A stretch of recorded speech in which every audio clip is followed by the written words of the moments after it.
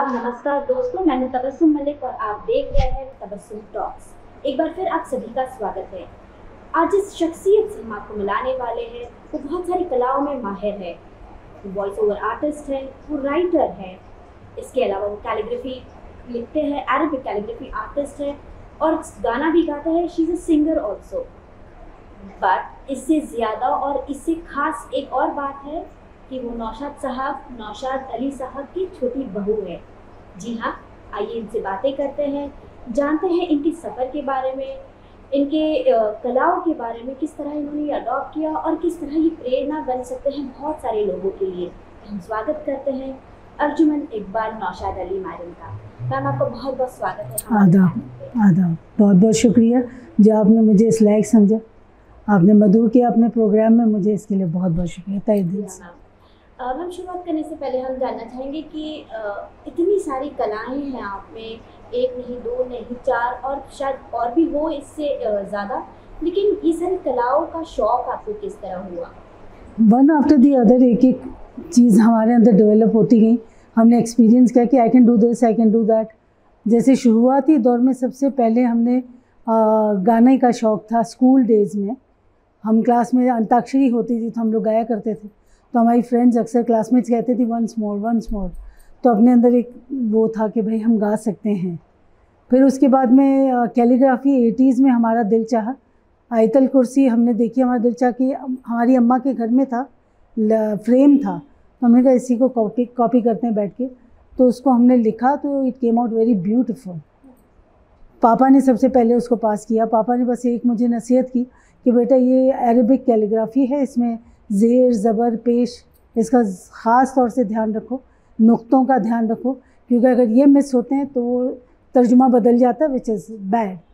तो ये एक नसीहत हम उनकी ले के चले और उसके बाद वो हमने किया, उन्होंने बड़ी तारीफ़ की तो बड़ा अच्छा लगा। फिर कोई रिश्तेदार आए, उन्होंने आयतल कुर्सी हमारी ले ली। अब हमारे पास दूसरा नहीं था, फिर हमने अगेन आई रोट दूसरा आयतल कुर्सी हमने लिखा।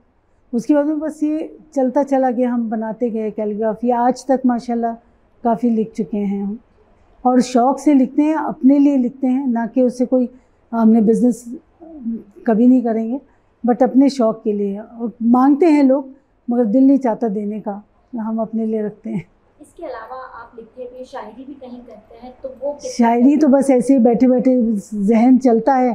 कई बार काम कर रहे होते हैं, बिज़ी होते हैं, बावर्ची खाने में होते हैं और दिमाग में चलने लगता है तो हम फ़ौरन लिखना शुरू कर देते हैं। वहीं किसी पेपर पे पेन लेकर के लिख लेते हैं कि भूल ना जाएं। अक्सर शायर ऐसे होते हैं कि अपना कलाम याद रहता है, हम उल्टे हैं, हमको याद नहीं रहता, हम भूल जाते हैं, तो हमको लिख के रखना पड़ता है उसी वक्त। और सिंगिंग जब आप कहते हैं तो ये कैसे डेवलप हुआ? हमारी सिंगिंग और राइटिंग दोनों मोस्टली तालमेल रखते हैं। सिंगिंग का तो ऐसा था, when we were in the school, हमारे भाई थे, हमारे बड़े भाई, अभी अल्लाह उनको जन्नत नसीब करे, असलम खान, उनका इंतकाल हो गया, तो उनको शौक़ था गानों का। रफ़ी साहब के गाने माशाल्लाह बहुत खूबसूरती से गाते थे, तो हम लोग शाम में भाई बहनों की महफ़िल बैठती थी, वो गाया करते थे, तो उनको देख के दिल चाहा, ख़ुद भी समझ में आया कैसे गाना चाहिए, और बस वैसे ही गाने लगे। ऐसे कुछ हमने सीखा नहीं है। हम नहीं कि ये नहीं कह सकते कि हम परफेक्ट, नहीं, बिल्कुल नहीं। वो सीखे जो होते हैं वो परफेक्ट होते हैं, हम बस शौकिया गाते हैं। स्टार मेकर पे हम गाते हैं और जो उसमें कमेंट्स आते हैं वो हमको ज़्यादा खुश करते हैं कि लोग पसंद करते हैं, और इतने ब्यूटीफुल खूबसूरत से कमेंट्स होते हैं कि दिल चाहता और गाएं। यही कोई हमने 2000 के करीब गाने गा लिए उसमें अभी तक। Ma'am, singing, writing, voice over देना, ये सारे अलग अलग फील्ड है, अलग अलग आर्ट फॉर्म हैं, तो आपको इनमें से सबसे ज़्यादा सभी पसंद है? कैलीग्राफी नो डाउट मुझे बहुत अच्छा लगता है। उसको देखने के बाद, बनने के बाद इतना दिल खुश होता है, मगर अफसोस ये है कि उसके लिए एक बार हम बैठ गए तो हमको पूरा 3.5 घंटा लग जाता है, समटाइम्स 4 घंटे लग जाते हैं, तो हमको बैठना मुश्किल हो जाता है, हमको बैक प्रॉब्लम हो जाती है, तो बहुत कम कर पा रहे हैं आजकल, मगर वो उसका बहुत ज़्यादा शौक़ है अरबिक कैलीग्राफी। उसके अलावा अभी दिल बहलाने के लिए, जहन हटाने के लिए, थकान दूर करने के लिए हम गाना गाते हैं, अपना ही गाना, अपनी आवाज़ सुन के खुश हो जाते हैं, तो ऐसे ही है बस। मैम, शायरी की बात करें तो शायरी का जो शौक़ है आपका, वो आपने किस तरह डेवलप किया, या किस तरह आप शायरी लिखते हैं, उसके बारे में हमें कुछ बताएं। बस कई बार जो जहन में बात आती है उसको एक अच्छे ढंग से पेश करने को दिल करता है, तो उसको किस तरह से लाइन में बिठाएं, तराजू में बैठे, रदीफ़ काफ़िया कोशिश करते हैं कि रदीफ़ काफ़िया सही रहे, कोशिश करते हैं। आई डोंट नो कहाँ तक वो सही होता है, मैंने करेक्शन तो किसी से करवाया नहीं, बस वो जहन में रख के हम लिख लेते हैं। शायरी अपने दिल की बात कह देते हैं। कई बार लोग कहते हैं बहुत तकलीफ़ में हो क्या, दुखी शायरी आ रही है। It's not that. आप होता है जहन में, कभी ऐसा होता है या इसमें लिख लें, जहन उसी तरफ चल रहा है, कई बार खुशी में चल रहा है, कई बार मोहब्बत पे चलता है, तब कोई नहीं कॉल करके पूछता कि भाई मोहब्बत में कुछ ज़्यादा ही तरक्की तो बस जो जहन में आता है हम वो लिख देते हैं।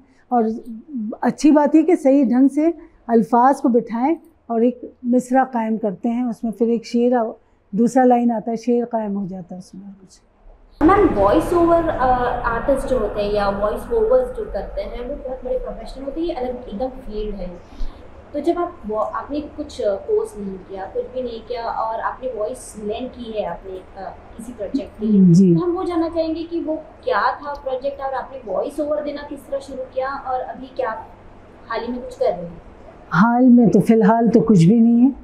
ये हमने किया था, हमारी बड़ी बेटी आलिया कॉलेज में जब थी तो उसने BMM किया है, तो उसके कुछ कलीग से, क्लासमेट्स से, उन्होंने फ़िल्म बनाई थी, तो और आलिया ने भी बनाई थी। उसके लिए उन लोगों को चाहिए था, वो बच्चे आए थे हमारे पास, कहा कि आंटी आप बहुत अच्छा बोलती हैं, आपके अल्फाज बहुत अच्छे हैं, हमने एक मूवी बनाई है, उस पर आप अपना वॉइस ओवर दीजिए। तो हमने फ़र्स्ट टाइम, हमने कभी सोचा नहीं था, हालांकि शौक़ बहुत था। एक ज़माने में हमने हमारे पापा से भी बोला था, जब श्री देवी जी आई थी शुरुआती दौर में, तो उनका जो लबो लहजा था वो तमिलियर था, वहाँ का था, साउथ इंडियन। तो किसी ने पापा से कहा था कि उनको चाहिए डायलॉग बोलने के लिए हिंदी में या उर्दू में, जैसे भी। पापा हमारी मम्मा को बता रहे थे तो हमारे दिमाग चला, हमने कहा पापा हमको जाना, हमको भेज दीजिए। तो पापा इसके लिए जैसे अक्सर होते हैं माँ बाप, नहीं कुछ नहीं। तो पापा ने भेजा नहीं मुझे, कि नहीं मुझे नहीं पसंद है, आप कहीं जाओ, मैं हूँ कमाने खिलाने वाला, तुम घर में रहो। तो हमने फिर, मगर शौक़ बहुत था, कुदरती जहन में काफ़ी चीज़ें, शौक़ काफ़ी चीज़ों का। आपने जैसे अभी बताया कि कैलीग्राफी है, शायरी है, सिंगिंग है, ये कुदरत की देन है। हमने कुछ भी डेवलप नहीं किया, कहीं से कुछ नहीं सीखा, बस शौकिया हम कर रहे हैं और उसमें हमको खुशी मिलती है, यही काफ़ी है। तो उसके बाद में जब आलिया ने कहा तो हमने कहा ठीक है, हम करते हैं, कोशिश करते हैं। कभी किया नहीं, शौक़ बहुत है। वो बच्चों ने लगाया वीडियो, उसमें हमने फिर 1-2-3 बार गलती की, उनके बाद में फिर अच्छे से बैठ गया, and they were so happy. और अच्छी बात यह कि उस पर उन लोगों को कॉलेज में उनको अप्रिशिएशन भी मिला, उनका वो एपिसोड जो भी था प्ले, वो पसंद भी किया गया। तो आप इतनी सारी सलाहियतें रखती हैं अलग अलग फील्ड के चीज़ों में, आर्ट फॉर्म में, तो ये कैसे डेवलप हुआ आपका, या इसके पीछे कोई रीज़न हो सकता है? इसके पीछे ज़िंदगी में कुछ करने का एक जो शौक़ था, जो हमारे पापा ने हमको घर से बाहर निकलने नहीं दिया, कि बाहर जाएंगी बेटियां कहाँ तक ध्यान रखेंगे, तो घर में जो समेट के बैठे रहे। वी वर 7 सिस्टर्स, और उस पेरेंट्स अक्सर डरते हैं कि एक बच्चा बाहर गया, उसकी वजह से बाकी बेटियों का भी नाम ना बदनाम हो, इसलिए सबको समेट के बैठे रहो। उस चक्कर में हम नहीं कर पाए कुछ, मगर हमने कभी शिकायत भी नहीं की। हम ठीक है, जैसे वो पापा कहते थे वैसे ही सही है। आज के बच्चे अलबत्ता सवाल करते हैं पलट के कि वाई नॉट, हम क्यों नहीं कर सकते। हमारे अंदर वो, मतलब क्या कहना चाहिए, एकदम यस यस, जैसे आपका एक दौर था और अभी एक दौर है। करेक्ट। तो इसी बात को अगर हम आगे एक्सटेंड करें तो आपसे ये जानना चाहेंगे कि आपको क्या लगता है कितना ज़रूरी होता है कि बेटियों को आगे बढ़ाएं और उनको उनके शौक़ पूरे करने के लिए दिया जाए? देखिए, आफ्टर ऑल दिस जो मैंने फेस किया है कि मैं करना चाहती थी बहुत कुछ और मैंने नहीं कर पाई, तो आज कहीं ना कहीं इस चीज़ का मलाल है। बट अब मैंने ये सोचा कि जो मैं नहीं कर पाई तो मैं चाहूँगी मेरे बच्चे करें, वो भी इज़्ज़त के दायरे में अपने आप को इज़्ज़त के साथ लोगों के आगे पेश करें, और वो काम के साथ पेश करें ख़ुद को, लोग उनको तारीफ़ करें कि भाई चीज़ आपने अच्छी बनाई है। तो इसके लिए मैंने मेरे बच्चियों को छूट दिया और उनसे बस ये कहा कि आप लोगों को घर से बाहर निकल के काम करने की इजाज़त इसी शर्त पे दी जा रही है कि आप लोगों ने इस चीज़ को ज़हन में रखना कि आपकी इज़्ज़त, आपका वक़ार मुझे पैसों से ज़्यादा ज़रूरी है। पैसे ऐसे नहीं कि आप नहीं जाओगे तो भूखे रखेंगे हम पेरेंट्स, ऐसा नहीं है। आपको कुछ करना है। I want you to do something in your life. अगर किसी की मोहताजी मुझे नहीं चाहिए। आपका अपना बैकबोन मजबूत होना चाहिए। आप अपने लिए कुछ कर रही हैं, दुनिया को फेस करना सीखिए। ज़िंदगी में अच्छे बुरे लोग मिलते हैं, फेस करिए। मैं ये चाहती थी, क्यों आज नहीं तो कल हम तो हमेशा के लिए आए नहीं हैं। आबे हयात पिया नहीं, हम नहीं रहे तो बच्चों ने अकेला ही रहना। तो बच्चों को ये चीज़ें दुनिया के सामने आना सीखना है। तो वही सोच के कि हम तो घर के रह गए, हमारे बच्चों को नहीं रखना।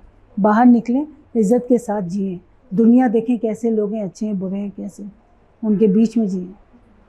क्योंकि जब तक माँ बाप के घर में होते हैं उनके परों में होते हैं, हर सर्दी गर्मी से प्रोटेक्शन रहता है। बाहर निकलेंगे तो आबो हवा का पता चलेगा कि सर्द है कि गर्म है। इसके लिए हमने चाहा हमारे बच्चे कुछ करें ज़िंदगी में।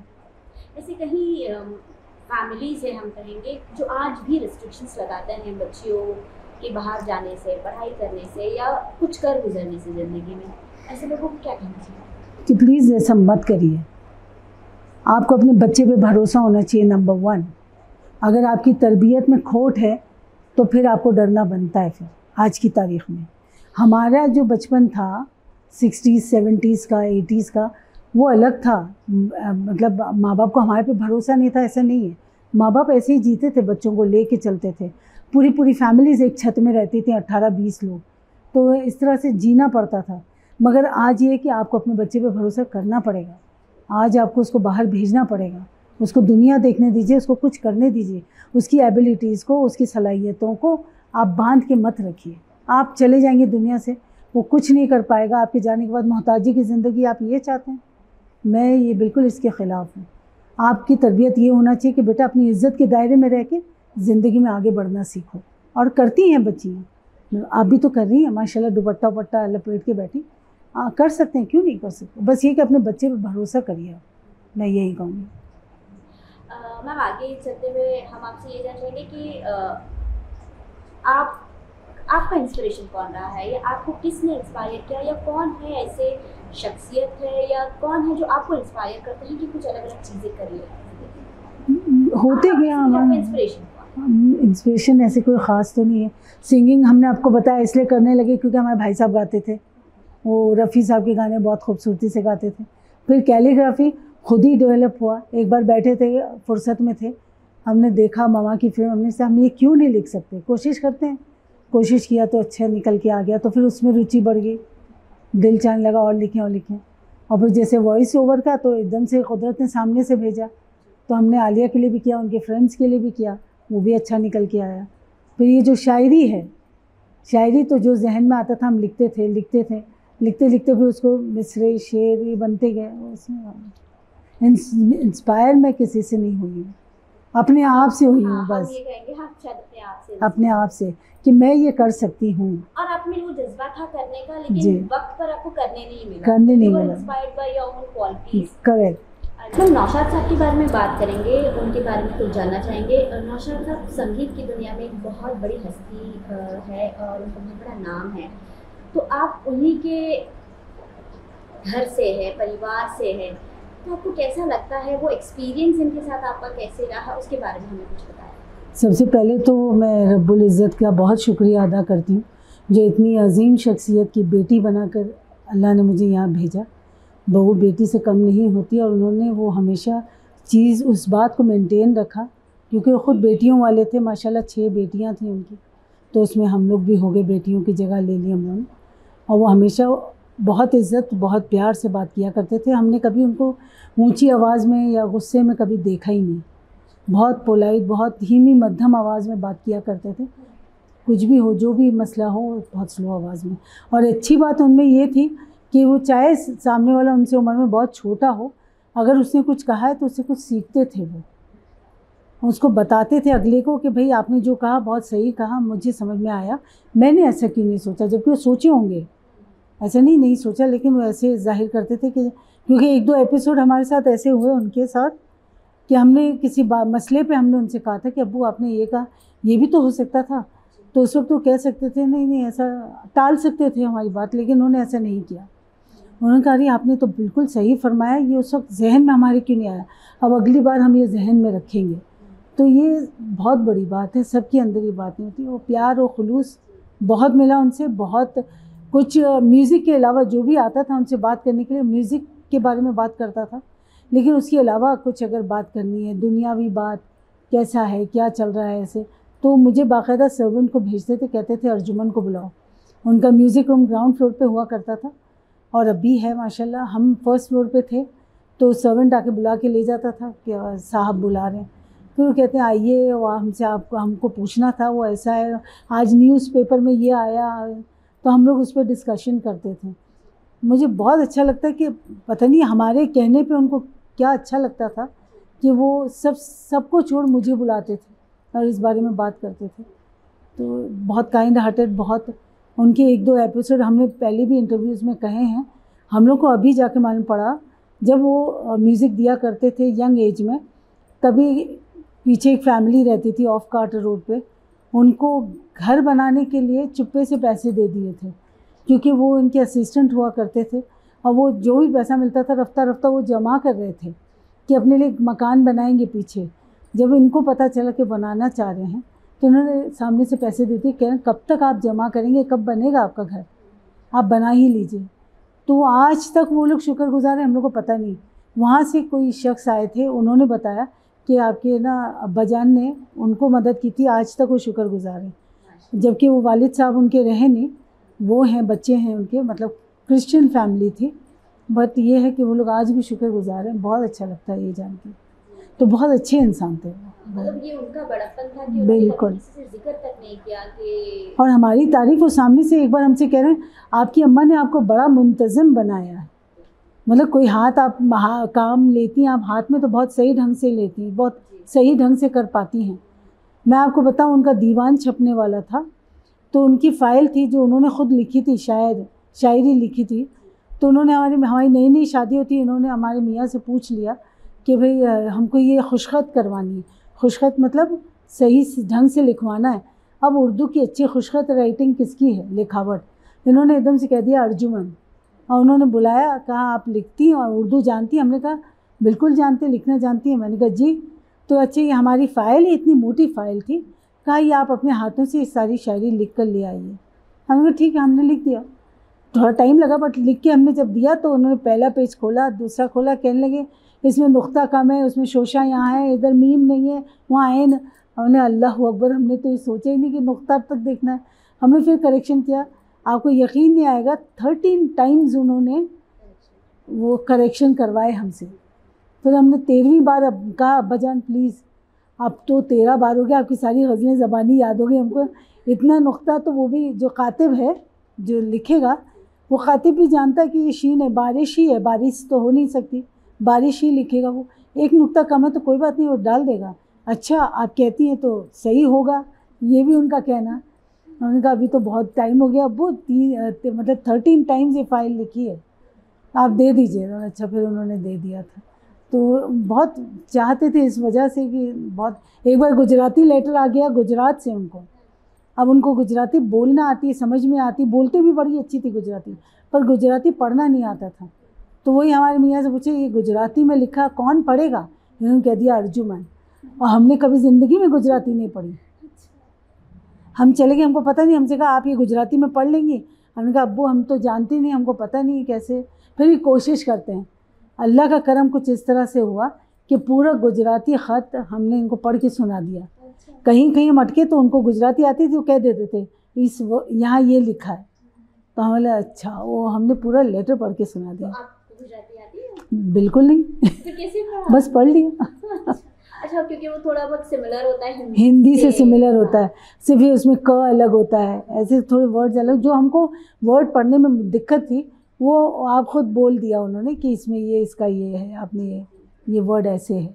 बाकी हमने पूरा लेटर, वहाँ भी अल्लाह ने इज़्ज़त रखी, तो उनकी नज़रों में एक अलग सा एक ना इमेज बन गए थे कि ये ऑलराउंडर है। बट ये भी बहुत बड़ी बात है ना मैम, माशाल्लाह, आप घर के छोटी बहू है, सब जी, छोटे हैं, और जी। बहू होने के बाद भी एक ससुर है जो फादर इन लॉ है, अपनी डॉटर इन लॉ को इतना प्रायोरिटी दे रहे हैं, उनसे पूछ रहे हैं कि बेटा ये मैं करूँ या ना करूँ, तो बहुत बड़ी बात है। बहुत बड़ी बात नहीं, यही करना चाहिए। मैं इस आपके इस प्रोग्राम के थ्रू मैं सारे नाजरीन को यही कहूँगी कि आपके घर अगर कोई बच्ची आई है शादी होके, ब्याह होके, चाहे वो मोहब्बत की शादी हो चाहे अरेंज मैरिज हो, मैं आप सबसे यही दरख्वास्त करूँगी कि प्लीज़ उसको उतनी स्पेस दें, कि वो ब्रीथ कर सके। वो इंसान है, ये पौधे हैं, इनको हमको धूप भी दिखानी है, पानी भी डालना। अगर मैं इनको ना डालूं तो ये ख़त्म हो जाएंगे। इनको हवा की ज़रूरत है, धूप की ज़रूरत है, इनको भी फैलने की ज़रूरत है। उसी तरह इंसान, लड़कियां ये होती हैं कि निकाल दिया जाता है एक ज़मीन में, वो पैदा हुई, पली बड़ी, पौधा बनी इतना बड़ा, उसको उखाड़ दें आप। उखाड़ने के बाद दूसरी ज़मीन में गाड़ दें और ये कहें कि यहाँ तुमको फल भी देना है, यहाँ की सर्दी गर्मी बारिश धूप सब तुमने सहना है और फल भी देना है। और तुमने छोटे से पौधे से होकर बड़ा दरख्त बन के यहाँ की ज़मीन जो अतराफ़ है सबको छाँव देना है। इट्स लाइक फैमिली, कि आप दरख्त हैं, आपकी फैमिली को आपको छाँव देना है। ये नहीं कि आपको गैर समझ के सबको धूप देंगी आप, हालात की, अपनी हरकतों की। तो ये लड़की ये सब करती भी है और वो बहुत किस्मत वाली होती हैं जिनके ससुराल वाले इतनी इज़्ज़त और प्यार देते हैं, सर आँखों पे बैठाते हैं। बैठाना भी चाहिए, वो डिज़र्व करती है। हाँ, वो भी इंसान है, गलतियाँ करती होंगी, और गलती करें तो दरगुजर करें। और लड़कियों को भी चाहिए कि जो घर से निकल के आई, इधर आई, तो गैर ना समझें, इनको अपना ही समझें। वो मैम नौशाद साहब की बातें कर रहे थे और ये जानना चाहेंगे कि जैसे आपने बहुत सारे वाक़े तो बताए, इसके अलावा और कोई ऐसा हादसा है या ऐसी कोई बात है जो आपको हमेशा याद रहती है नौशाद साहब के बारे में? और आप उन्हें तो तारीफ़ करी वही याद रहेगा, मुझे और क्या याद रहेगा कि आप बड़ी मुंतज़िम। एक बार कहा था, एक बार गवर्नर साहब आए थे हमारे यहाँ, फजल साहब, तो गवर्नर साहब से वो अंदर म्यूज़िक रूम में थे अकेले, उनके साथ हम आए तो सारा घर पुलिस और गार्ड से भरा हुआ था। हम अंदर गए, हमने आदाब किया, कहने लगे आइए बैठिए, और गवर्नर साहब से मिलवाया कि फ़जल साहब इनसे मिलिए, हमारी छोटी बहू हैं, बहुत समझदार, बहुत पढ़ी लिखी, बहुत अच्छी हैं, और सबसे अच्छी बात यह है कि आप गोवा जा रहे हैं सेटल होने, रिटायर होने के बाद। इनके अब्बा गोवा से ही थे तो वो और खुश हो गए। तो उनके सामने जो तारीफ़ करी, आई वोंट फॉरगेट, मैं भूल ही नहीं सकती हूँ उस तारीफ़ को। मतलब ऐसा लगता है तिनके को आपने आसमान दिखा दिया, एक ज़र्रे को आफताब बना दिया, ये कहना चाहिए। मैम ये इतने सारे जो काम आप कर रहे हैं, आपकी जो सलाहियतें रखती हैं आप, कभी आपने ऐसे सोचा कि मुझे इसको लोगों तक ले जाना है, या किसी को आपके ही फैमिली में या किसी को ये जो आपको कुदरती दी हुई चीज़ें हैं वो सिखाना है और इसको हमेशा रखना है काम? मैं सिखा तो नहीं सकती क्योंकि मैंने भी खुद सीखा नहीं है। मेरे अंदर कुदरत की देन है, कुदरती मैं ये करती हूँ। मैं किसी को बारीकियाँ अगर कोई अगला पूछेगा तो मैं क्या कहूँगी, मुझे खुद नहीं पता। मैं अपने दिमाग से ही कर पाती हूँ, अपनी सोच से कर पाती हूँ, मगर मैं समझती नहीं कि मैं इस लायक हूँ कि मैं किसी को सिखाने बैठ जाऊँ। I am not that. आगे कुछ प्लान्स हैं आपके? आगे कुछ अलग करने का सोचा है? जैसे अभी 4-5 तो हॉबीज़ आर्ट्स आपके पास है जो आप खुद इक्विप कर रहे हैं, इसके अलावा कुछ और आप किसी चीज़? अगर ज़िंदगी ने कुछ दिया, ज़िंदगी ने मुझे कोई मौका दिया कि अभी माशाल्लाह अल्लाह रब्बुल इज़्ज़त का करम है कि ठंडी छाँव में है। I don't need to go out and earn something. Bread and butter मेरे हस्बैंड मुहैया करते माशाल्लाह, टचवुड, अल्लाह उनको सेहतमंद कर रखे। तो ये कि इस बारे में कि मैं इससे अर्न करूँगी कभी सोचा नहीं।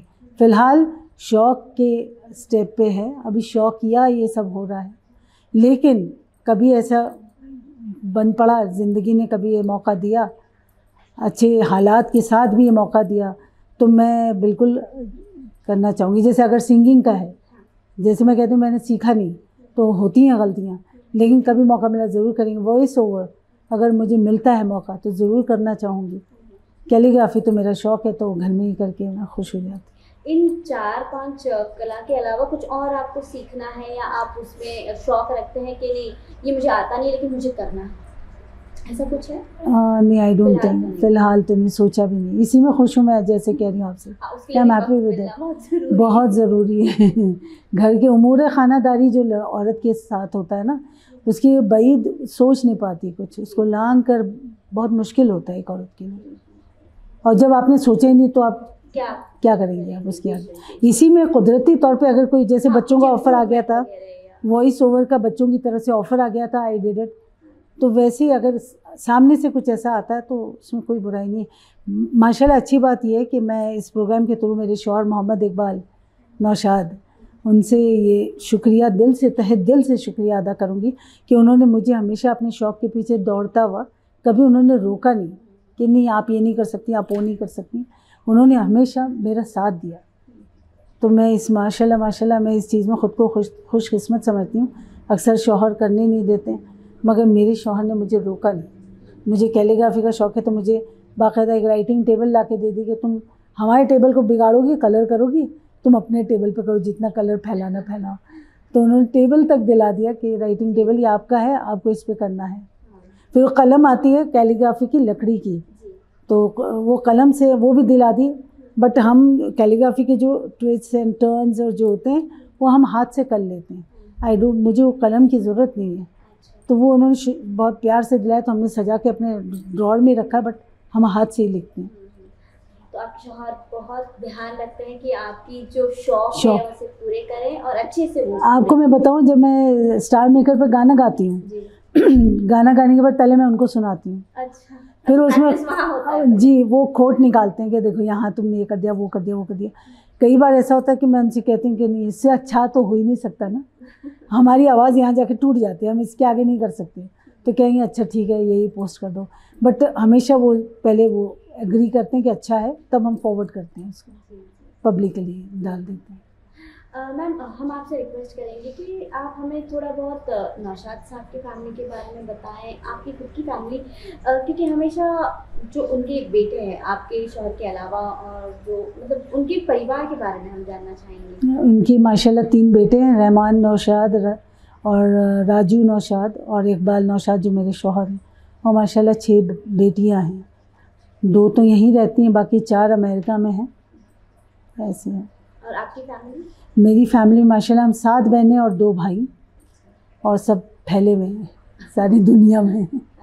हाँ मैम हमारा शो जो है तबस्सुम टॉक्स, हमारी पूरी कोशिश रहती है कि हम हमारे शो के माध्यम से, इसके ज़रिए हम लोगों को इंस्पायर करें, कुछ मोटिवेशनल, यूनिक, इंस्पिरेशनल दिखाएं, और हम ऐसे ही शख्सियत को हमारे प्रोग्राम पे लाने की कोशिश करते हैं जो एक ज़रिया बने लोगों के इंस्पिरेशन के लिए। तो हमारे व्यूअर्स को आप क्या कहना चाहेंगे? मैं बस यही कहूँगी कि अगर आप में सलाहियत है तो उस सलाहियत का आप इस्तेमाल करें। अगर आप बाहर निकल के उसको कुछ उसको बढ़ा सकते हैं, उसके आगे आप में सीखने का शौक़ है, तो आप बिल्कुल करिए, सीखिए। और अगर घर वाले देख रहे हैं आपके बच्चों में या आपकी बीवी में या आपकी माँ में कोई इस किस्म की सलाहियत है, अच्छी सलाहियतें बहुत हैं, अगर उनमें से कोई एक है तो आप उनको आगे बढ़ने का मौका दें, उनको साथ दें, उनको बताएं कि, और इंकरेजमेंट मिलेगा तो औरतें बहुत कुछ कर सकती हैं। इंकरेजमेंट की ज़रूरत है और कुछ नहीं। आज जितनी भी लेडीज़ दुनिया में आगे निकली हैं उनको कहीं ना कहीं इंकरेज किया गया है, इसीलिए तो कर पा रही हैं। और बेसिकली ऐसा था कि family is the first step to inspire और आगे बिल्कुल ले जाए। बिल्कुल साथ की ज़रूरत है, चाहे वो शौहर हो, पेरेंट्स हों, जो भी है, बच्चे अगर आ जाते हैं बीच में, उनको भी चाहिए कि माँ को इनकरेज करें, डिस्करेज ना करें। तो सलाहियतों का बिल्कुल सही इस्तेमाल होना बहुत ज़रूरी है। मैम हम आपसे रिक्वेस्ट करेंगे कि चंद अल्फाज जो आपने लिखे हैं वो हमारे लिए प्लीज़ हमारे कैमरे पे बोल दीजिए। आई होप आपको पसंद आए। ये इतनी मोटी डायरी है, उसमें से ढूंढना बहुत मुश्किल था, फिर भी जो नज़र आए वो हम पढ़ के सुना देते हैं। बिठाकर पलकों पर सीने से लगा लें तुमको, बिठाकर पलकों पर सीने से लगा लें तुमको, जी में आता है कि तावीज़ बना लें तुमको। जैसे बालों में कोई फूल चुना करता है, जैसे बालों में कोई फूल चुना करता है, घर के गुलदान में फूलों सा सजा लें तुमको। है तुम्हारे लिए कुछ ऐसी अक़ीदत दिल में, है तुम्हारे लिए कुछ ऐसी अक़ीदत दिल में, अपने हाथों में दुआओं से उठा लें तुमको।